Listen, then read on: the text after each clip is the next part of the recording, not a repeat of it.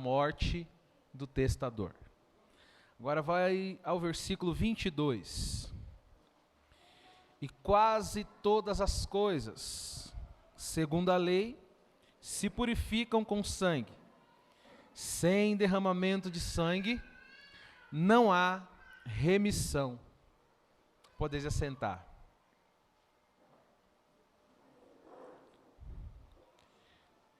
No mês passado, eu comecei a falar sobre uma linha de entendimento sobre a Bíblia, e eu falei sobre se não existisse Bíblia, como que nós saberíamos que Deus existe? Se não existisse a Bíblia, se não tivéssemos os escritos, como que a gente saberia disso? Falei sobre isso. E hoje eu quero falar sobre o começo da Bíblia. Então eu falei antes da Bíblia e agora no começo da Bíblia. Você sabe que testamento é a vontade manifesta de alguém que após a sua morte tem que acontecer aquilo que ele pediu, desejou. Ele deixa no testamento detalhado como ele quer que seja dividida ou partilhada as coisas que ele deixa, a sua riqueza, aquilo que ele deixou. Então, testamento é quando alguém deixa algo e lá no testamento está a sua vontade de dividir, como que será dividido. Então, quando nós compramos a nossa Bíblia, ela vem dividida em duas partes: Antigo Testamento e Novo Testamento. Não sei se todos já se fez a pergunta, por que que está dizendo sobre testamento, sobre antigo, sobre novo? Primeira conclusão, ou primeiro entendimento é que se existe um testamento, é porque existiu uma morte. E é através dessa morte que esse testamento passa a fazer sentido. O próprio livro, aqui na carta aos Hebreus, versículo posterior ao que a gente leu, o 16, vai dizer que ninguém lê um testamento quando o testador está vivo. Não tem como ler um testamento, não tem como abrir um testamento com o dono ou aquele que escreveu ou que pediu que fosse escrito o testamento ainda estivesse vivo. Então, precisou existir uma morte. Primeiro ponto. O Antigo Testamento, ele foi escrito por várias mãos, assim como o Novo, e ele começou a ser escrito e organizado na sua Bíblia a partir do Gênesis. Porém, ele não está em ordem cronológica de escrita, porque o primeiro livro de conhecimento a ser escrito foi o livro de Jó, mas cronologicamente o livro do Gênesis fazia mais sentido estar em primeiro, porque fala da criação. Então assim foi se organizando. Para entender melhor, a gente precisa afastar as lentes, ficar um pouco distante, olhar o Antigo Testamento de cima, numa visão mais ampla, para entender por que que ele foi escrito, compilado, organizado dessa maneira. Então, hoje eu quero pregar para que você tenha uma visão completa do que é o Antigo Testamento. O livro do Gênesis, na sua primeira palavra que começa o livro, começa com uma frasezinha em hebraica dito Bara Bereshit Elohim. Bara é criou. Criou. No livro do Gênesis vai aparecer várias palavras no hebraico, que para o português todas ficaram traduzidas como criou. Mas, no seu original, tinha outras formas. Essa palavrinha pequena, de bara, ela só pode ser aplicada a Deus, porque esse bara quer dizer criou do nada, ou trouxe à existência. Ou seja, não tinha matéria-prima e Deus fez surgir. Quando a Bíblia diz, no livro do Gênesis, que Deus criou o homem, ali é um outro criou. Em algumas traduções da Bíblia diz que Deus formou o homem. Então Deus formou o homem de algo que ele já tinha criado antes. Então, o livro do Gênesis é a origem de tudo. Deus começa a criar o primeiro homem, do primeiro homem e a primeira mulher, e aí vem, ele cria, e as pessoas vão sendo criadas, e vai passando, as famílias vão crescendo, até que Deus escolhe uma família, um homem, de nome Abraão, e faz uma promessa para ele, dizendo que dele faria uma grande nação. Então começou tudo com Adão, e aí foi criando, multiplicando, os filhos nascendo, e nos primeiros capítulos do Gênesis você vai ver aquelas intermináveis genealogias, fulano gerou fulano, e vai, gerou. Geralmente quando alguém chega nesse texto, pula, porque não consegue ler tanta genealogia, mas chegou em Abraão, e de Abraão tinha uma promessa, de você, Abraão, da sua esposa, eu vou fazer uma nação, um povo. E a família começa a crescer, Abraão gera Isaac, Isaac gera Jacó, Jacó gera 12. E com 12 começa a criar-se essa nação, que são 12 tribos. Da vida dos filhos de Jacó vem um chamado José. José é o que é levado ou mandado, vendido até o Egito. Chegando no Egito, ele passa por todos os problemas até chegar a ser governador. Quando ele assume o seu posto como governador, José, ele está num período de muita fome no mundo da época. Todos estão passando fome, mas José tinha fartura no Egito por conta do que Deus havia entregado para ele, de guardar, de fazer estoque. Então José agora é o único lugar onde tem comida, onde José governa. Quem vem até lá? Os seus familiares, que a Bíblia vai dizer que eram aproximadamente 72 pessoas, ou 71. Então, de Abraão e sua esposa já tinham 72 pessoas. Esse povo chega no Egito, convidados por José, família de José. Eles recebem uma terra para morar, e essa terra fica em uma das divisas do Egito, nas portas de saída do Egito. E esse povo se estabelece ali, passa esse período de fome, de seca, em fartura, porque no Egito havia fartura, e esse povo continua a crescer, continua a se multiplicar. Foi a ordem dada para Deus a Adão, lá no primeiro capítulo, no segundo capítulo do Gênesis. Então, era Abraão e Sara, aí já estavam em 62, e eles começam a viver ali, no Egito, e eles ficam um período de 400 anos ou 420 anos no Egito. É tempo suficiente para que esse número aumentasse e muito. Ficasse uma grande quantidade de pessoas. Até que o faraó que dominava na época vê que os hebreus, eles estão em maior número quase que os próprios egípcios. E surge uma preocupação. A preocupação dele era que esse povo, sendo numeroso do jeito que era, se revoltasse contra o Egito, eles não teriam forças para conseguir dominá-los, para conseguir impedir que eles viessem tomar a terra. A ideia do faraó é a seguinte: vamos começar a fazer um controle de natalidade. Vamos diminuir aí esse número de hebreus que está nascendo dia após dia, nasce mais. Mas vamos começar pelos meninos, porque é simples.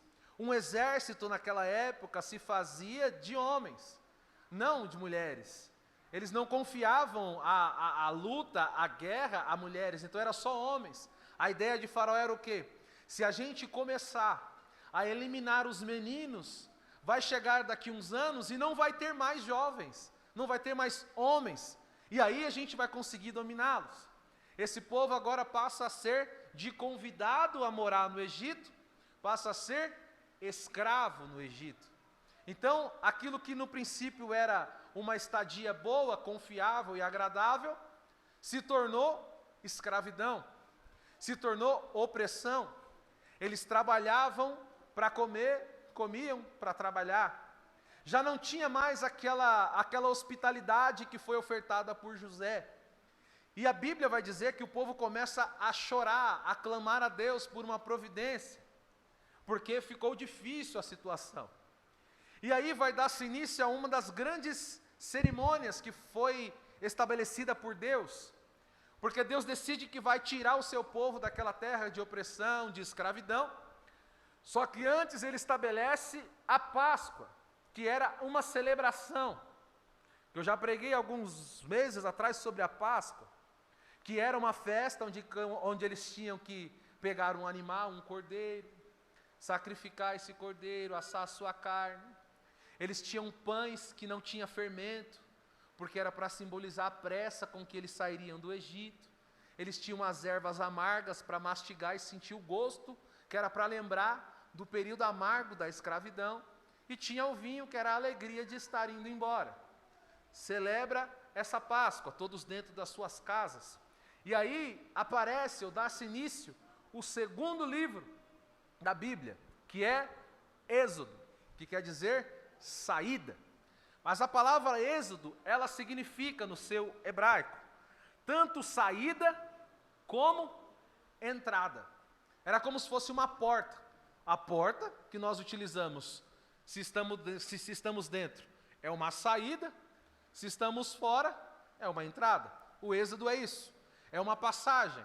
Então a saída da escravidão, para que eles começassem agora o seu caminho para o lugar novo, onde Deus iria mostrar para eles. Então Gênesis era o princípio de tudo, a criação da nação que Deus queria, e o Êxodo é a saída desse povo da escravidão. Quando esse povo começa a sair da escravidão, Deus começa a organizar o povo. Por quê? Deus havia feito uma promessa que ele seria uma nação. Para você ser uma nação, para você ser um país, primeiro de tudo, você precisa ter um território. Depois de um território, pessoas que habitem esse território. E uma nação, ela não é desorganizada. Ela precisa de leis, precisa de organização, precisa de hierarquia, precisa de todos os cuidados. Então, no decorrer do livro do Êxodo, Deus começa a dar a Moisés algumas ordenanças. Como que ele guiaria o povo? Como que ele cuidaria do povo? Como que seriam os cuidados que eles deveriam ter com o povo? Então, no livro do Êxodo, ele começa a falar para Moisés: Moisés, a gente vai ter que organizar aqui algumas coisas. Primeiro de tudo, Deus mostra para Moisés 10 mandamentos, ou 10 ordens, que a gente conhece as 10 ordens: não matarás, não furtarás, e essas vêm 10. Só que essas 10 são o fim de todas as coisas, o máximo, certo? Então, Deus deu 10 ordens para Moisés. Essas 10 é que vai reger ao povo. E atrás dessas 10, abre-se um organograma, um leque. E dentro das 10, existem mais 613, que diz respeito a quê? A como que eles deveriam cultuar. Então Deus falou: eu quero que vocês façam um culto. E começou a ordenar: no culto tem que ter uma arca. Que arca é essa? Uma arca feita de madeira, revestida de ouro. E onde essa arca vai ficar? Essa arca vai ficar dentro de uma tenda dividida em 2. E essa arca vai ficar atrás de uma cortina. Então, esses 613 são os mínimos detalhes. Deus ordenando a ele: olha, você precisa organizar. Além do que aconteceria no templo, Deus dá a Moisés as ordens como se tratar os doentes. Por exemplo, a lepra. Deus diz: olha, quando alguém estiver leproso, ele precisa ficar fora do convívio social. Ele precisa ficar à parte, em uma tenda ao lado. E aí ele vai dando tudo de instruções. Ou seja, Deus vai instruindo o povo, não só como nação, não só como a fé, mas até no dia a dia, em como eles tinham que reagir a determinadas coisas. Ou seja, Deus demonstra que Ele é interessado em todos os detalhes da minha e da sua vida. Algumas pessoas pensam que dá para servir a Deus em bloco, ou seja, não, na igreja eu sou um, em casa outro, no trabalho outro, na faculdade outro, e aí eu vou vivendo assim. Mas na verdade, assim como você não se divide em vários, a sua vida é uma só, Deus é interessado em todas as áreas da minha e da sua vida. Deus não quer organizar apenas a sua vida na igreja, Deus quer estar dentro também da sua vida como família, na sua casa. Deus quer fazer parte também da sua vida acadêmica, Deus quer fazer parte da sua vida profissional, ou seja, Deus quer cuidar de todos os detalhes da sua vida. E aí Deus começa a ordenar, e é o livro do Êxodo, a saída, e enquanto eles saem, Deus vai organizando. E aí Deus decide também que nem todo mundo poderia fazer a mesma coisa. Assim como temos a diversidade de profissões, cada um trabalha em uma área, cada um trabalha em uma parte, para que assim a gente faça um conjunto, e a gente consiga viver em grupo, em sociedade, cada um fazendo a sua função, e a gente consegue caminhar. Deus começou a organizar o povo assim.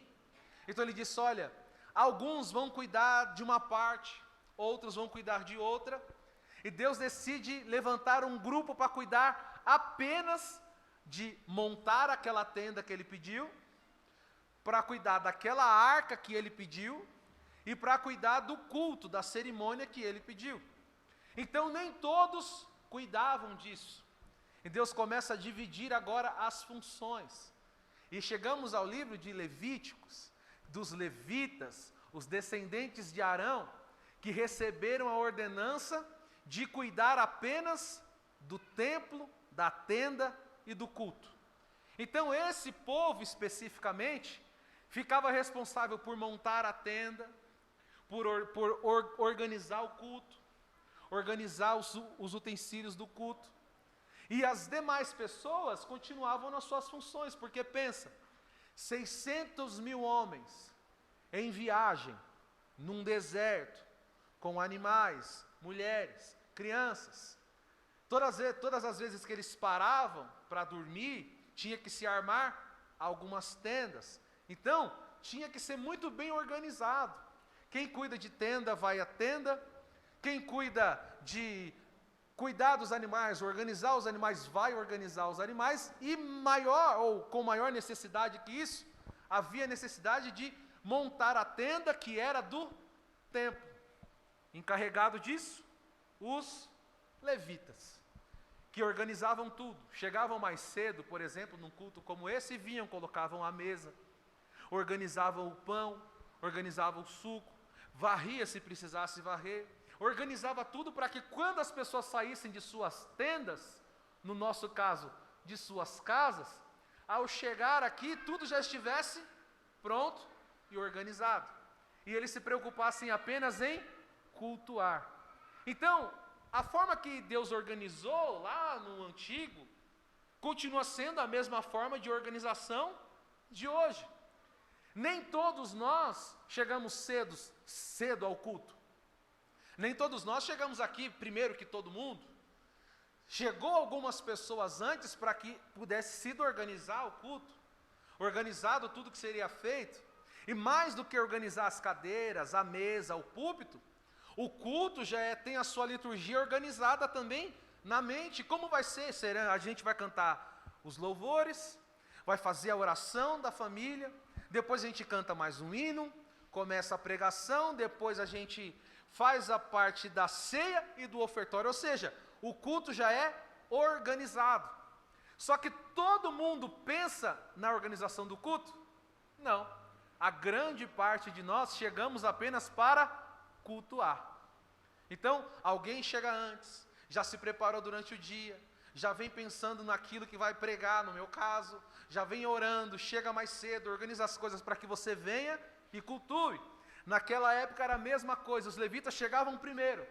Enquanto o povo estava nas suas tendas, organizando as coisas, eles já estavam preparando tudo para a hora do culto. Então, o livro de Levítico era toda a organização que devia ter no culto. E assim como Deus organizou as outras coisas, o culto também era organizado por Deus. Ou seja, a liturgia deste culto. O que é a liturgia? Que palavra difícil é essa? Como que as coisas acontecem? ou seja, canta, palavra, ceia, oferta. Isso é a liturgia, a forma que o culto acontece. Era também de interesse de Deus. Deus também pedia que fosse feito de uma determinada maneira. Então Deus é interessado nos detalhes. Apenas chegar e cultuar é a nossa função. Nós chegamos e adoramos a Deus. Mas tudo antes já foi organizado também, porque é interesse de Deus que o culto aconteça com organização. E os levitas trabalhavam nessa organização. Pense você, como seria difícil, um pouco mais complicado, quando você chegasse aqui na igreja e não tivesse nenhuma cadeira para você sentar. As cadeiras estivessem ainda empilhadas, guardadas, num outro lugar. Aí você chegasse, alguém dissesse, não, a gente ainda vai pegar as cadeiras para colocar para você sentar. Pensa que demora aconteceria no nosso culto. Se na hora que a gente fosse participar da ceia, chegasse aqui e não tivesse nada. Não tivesse o pão, não tivesse o suco de uva. Não, a gente vai organizar ainda. Ou seja, então tem pessoas que foram escolhidas também por Deus para que antevesse os passos que os outros dariam. E não existe maior função, menor função, porque no final das contas todos estamos aqui para servir o mesmo Deus, cada um da sua maneira. Então o livro de Levítico é para organizar o culto. E aí a nação continua crescendo. Começou com Abraão, Sara, Jacó, os 12, 72. Quando sai do Egito, 600 mil. Só que eles passaram quanto tempo no deserto? 40 anos. Em 40 anos, nasceu mais uma porção de gente. E aí, o outro livro que vai aparecer na sua Bíblia é o livro de Números. Por que Números? Números é o livro do censo. Como o censo? O censo que o IBGE faz todo ano. Sai por aí contando quantas pessoas tem na casa, quantos trabalham, quantos não trabalham. O Números é o livro do censo. Ou seja, Deus ordenou que o povo fosse contado. Então saía alguém pela manhã de tenda em tenda dizendo, oi, tudo bem? Quantos moram na sua tenda? E ele dizia, aqui mora 5, 6, 7. E o livro do Números foi o livro do censo. Para saber em quantos eles já estavam. E já estava em muito maior número do que 600 mil. E há um particular na contagem. O judeu, ele não contava mulheres e nem crianças. Ele contava apenas os homens. Então, quando saiu, tinha 600 mil homens. Mas cada homem tinha, na grande maioria, uma esposa, filhos. Então, o número já era para lá de 1 milhão. 40 anos no deserto. Vai aumentando em muito esse número. E aí é preciso essa contagem novamente. Depois que termina essa contagem, Moisés já está no final dos seus dias. Ele já está prestes a morrer. Ou na verdade, a ser levado. E aí Moisés vai reunir o povo e vai dizer, olha, nasceu muita gente nesse tempo para cá. Desde o dia que a gente saiu do Egito até o dia de hoje, nasceu muitas pessoas. E talvez muitos dos que nasceram, dos novos, dos mais jovens, devido a essa correria de caminhar durante o dia, descansar durante a noite, talvez vocês não tenham entendido os mandamentos que Deus me entregou. Porque Deus me entregou alguns mandamentos, algumas ordenanças. E aí Moisés decide que ele vê um grande número de pessoas que eram novas e não conheciam as leis na sua totalidade. E o livro de Deuteronômio, Moisés senta a todos eles e diz assim, eu vou repassar todos os mandamentos que Deus me deu. Ou seja, do menor, que acabou de nascer, até o mais velho, todos vão ouvir o que Deus ordenou para mim nesses 40 anos de deserto. Então no livro do Deuteronômio, são as últimas palavras de Moisés, relembrar o povo o que Deus fez. Como que Deus fez? Como que Deus fez eles passar pelo Mar Vermelho sem encostar o pé na água? Como que eles se alimentavam no deserto se não plantavam e não colhiam? Deus mandava para eles o maná. Então Moisés vai relembrando o povo, dizendo, olha o que Deus já fez por nós. Olha o que Ele já tem feito pela gente. Nós éramos apenas 62 pessoas, E hoje nós estamos para lá dos milhões. E Deus tem cuidado de nós. Deus tem guardado a nossa vida. Deus tem nos ajudado. Deus tem nos ensinado. Deus tem nos sustentado. Então, assim como Moisés fez no livro do Deuteronômio, para mim e para você, precisa existir um dia da gente sentar com a nossa família e pensar, vamos ver aqui o que Deus já tem feito por nós. É muito necessário que você fale para os mais novos da sua casa, para o mais novo da sua família, dizendo, olha, você sabe que nós estamos aqui hoje porque Deus fez algo pela gente. Nós estamos aqui hoje porque Deus tem feito isso. Então na minha vida e na sua vida precisa acontecer um Deuteronômio, um dia de a gente lembrar de tudo que Deus já nos fez. Moisés conversa com todos e diz, olha, tudo que Deus já fez, tudo que Deus ordenou, e vocês precisam entender isso. No final, a gente conhece que Moisés subiu ao monte e de lá ele não voltou. Subiu e de lá ele desapareceu. Deus o levou, Deus o tomou.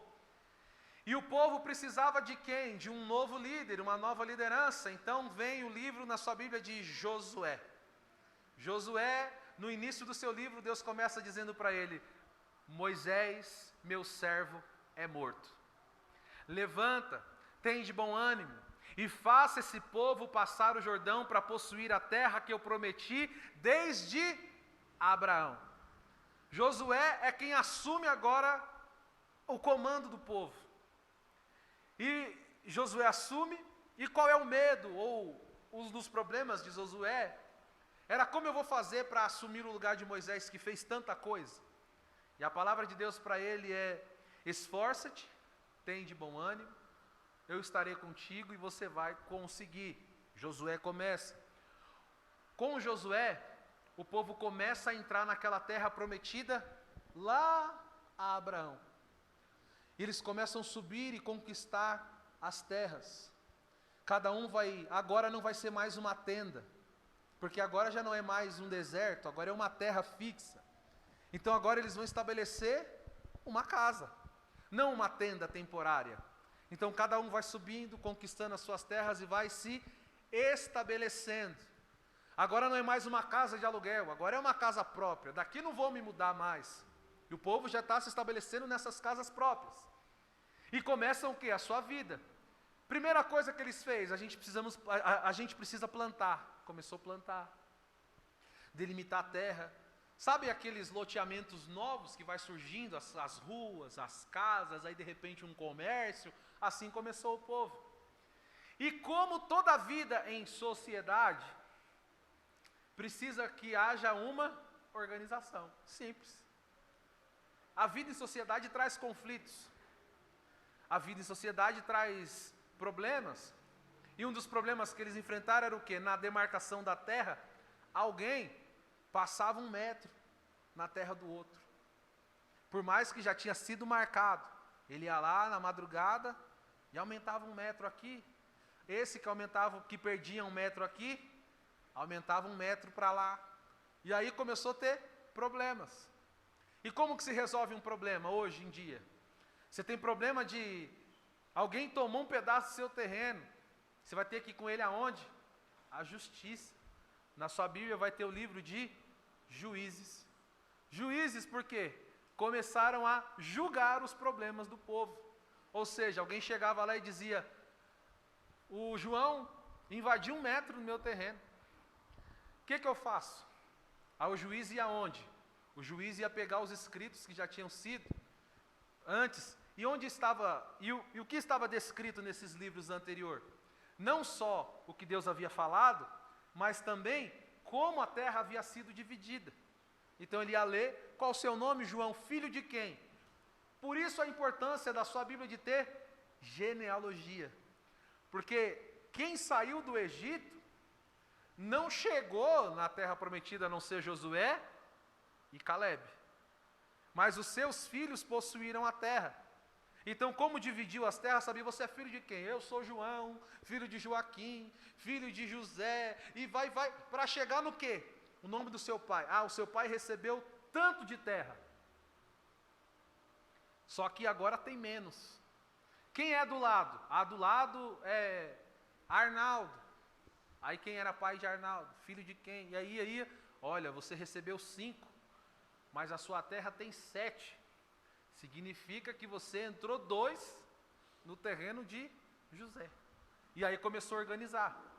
Além dessa função que os juízes tinham de julgar o povo ali, nas causas que eles tinham, o povo ainda tinha uma servidão a Deus, certo?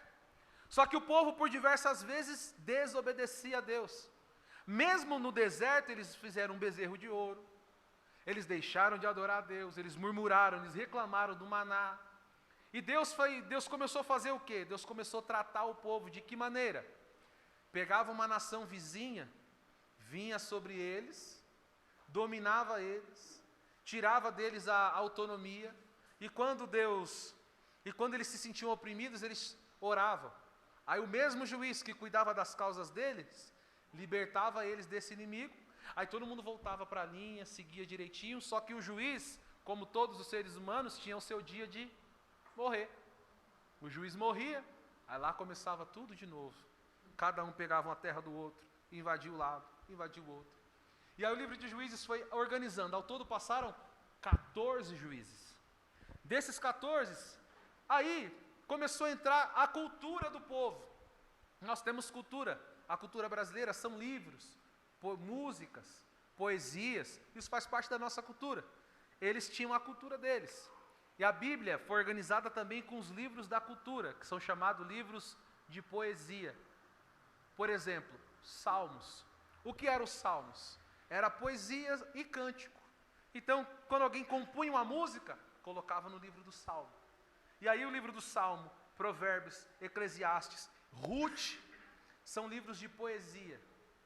Livros que o povo escrevia o que sentia, o que passava. Livros que o povo colocava em canção aquilo que eles sentiam. Então, quando eles se sentiam desamparados e tristes, ele escrevia lá, o Senhor é o meu pastor, e aí virou canção. Então, são livros poéticos, simples. O povo era guiado por Deus, até o dia que o povo disse que queria o quê? Um rei. A gente não quer mais ser guiado por Deus, a gente quer um rei. Aí você vai ter na sua Bíblia, 1º e 2º Samuel, 1º e 2º Reis, 1º e 2º Crônicas, que são o quê?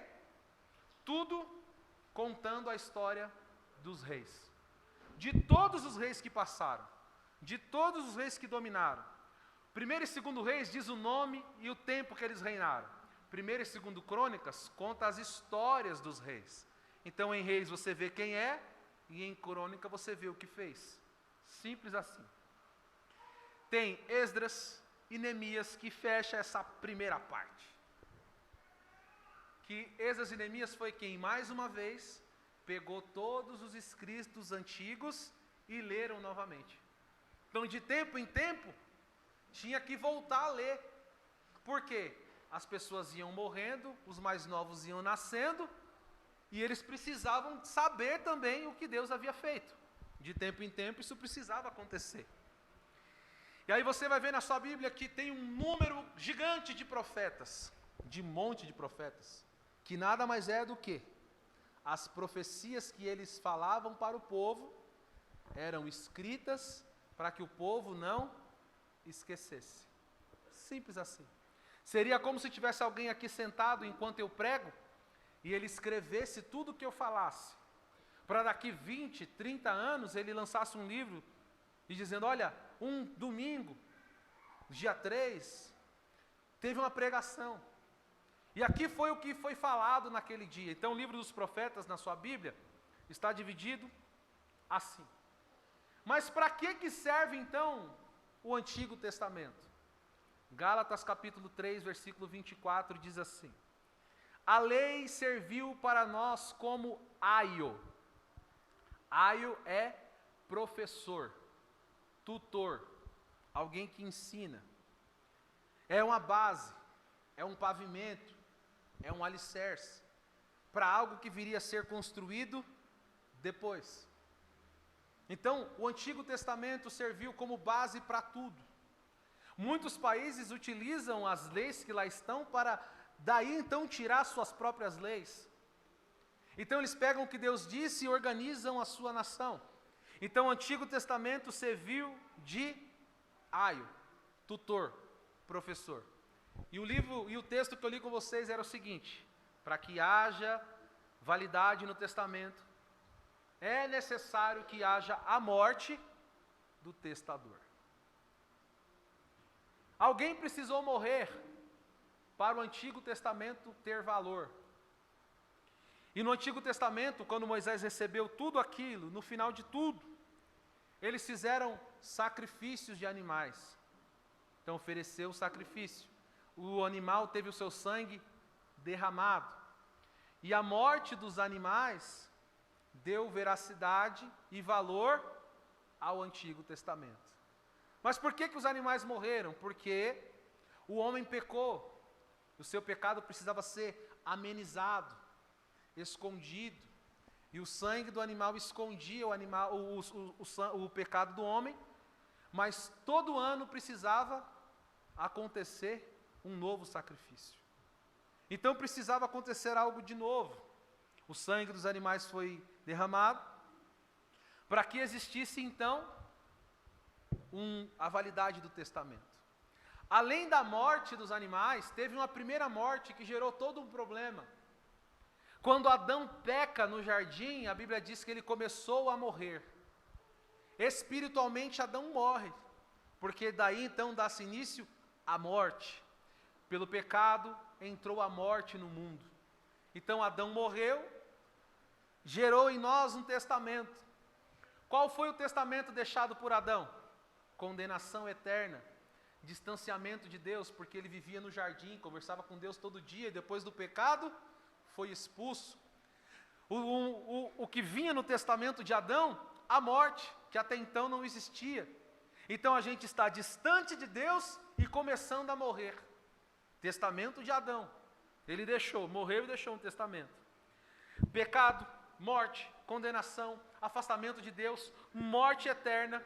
E aí precisava existir um novo testamento, para que o antigo não perdesse o seu valor, mas um novo testamento era necessário. Daí então nós chegamos a quem surgiu para dar veracidade ao Novo Testamento, que é a figura central, chamado de Jesus. Jesus veio à Terra para escrever um Novo Testamento e deixá-lo para nós.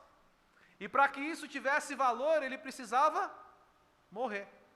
A morte de Jesus daria validade ao testamento.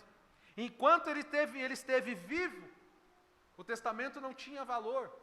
Mas depois que ele morre, o testamento ganha valor. Mas ao contrário de Adão, ele morre. Mas no terceiro dia, ele ressuscita. E ele volta para o céu. E o que restou para mim e para você? O Novo Testamento. Aquilo que Adão deixou de morte, de condenação, de dívida, Jesus veio, pagou essa dívida, pegou a morte que era minha e que era a sua herança de Adão e disse: esse testamento vai se resolver em mim agora. Então Adão deixou pecado, morte, condenação, afastamento de Deus. Jesus pegou tudo de herança ruim que Adão deixou, falou: agora está comigo, vai se cumprir em mim. Eu vou morrer por esses que precisavam morrer por conta do testamento de Adão. Mas eu vou morrer, e quando eu ressuscitar, eu vou deixar um novo testamento para ele. Um testamento que agora a gente não tem mais a morte eterna. Nós não temos mais uma dívida com o pecado deixada por Adão. O testamento de Adão foi só de dívida, condenação e problemas. Jesus vem, morre, e o testamento que ele deixa para nós é que vocês tenham vida e a tenham em abundância. Para que vocês vivam agora o Novo Testamento, o testamento do meu sangue, falando para os discípulos. Pegou o suco de uva e disse: esse é o cálice da nova aliança. Agora aqui é o Novo Testamento que eu vou deixar para vocês. Todas as vezes que vocês forem cear, vocês lembrem que eu morri para que esse Novo Testamento tivesse sentido. E o que está escrito nesse Novo Testamento? Agora não temos mais a condenação eterna, mas foi nos ofertada a oportunidade de uma vida eterna com Deus. Então a morte de Jesus, exemplificada hoje no pão e no suco de uva que nós vamos cear, Quando você pegar hoje esse pão e esse suco de uva, você vai lembrar o quê? Alguém morreu para que um testamento fosse deixado em meu nome, dizendo que a dívida que eu tinha foi paga, e que a condenação que era minha, agora é dele, e que o pecado que me escravizava perdeu a sua força, porque a dívida foi paga pelo sangue de Jesus. Amém?